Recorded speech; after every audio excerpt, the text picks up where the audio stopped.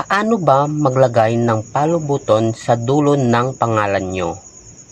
Once na mag-comment kayo sa mga post, take note guys, makikita lamang ito ng mga viewers na hindi nyo pa friends or hindi pa nakapalo sa inyo.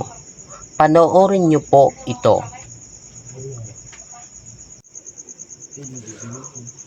First, open Facebook.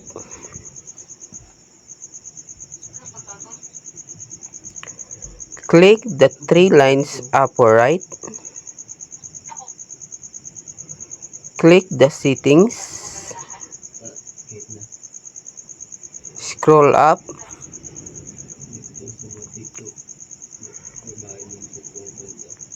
Hanapin nyo lang ang followers and public content. Scroll up.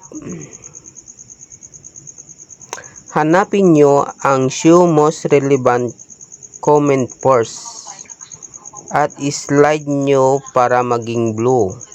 At yun lamang po. Maraming salamat. Follow and share.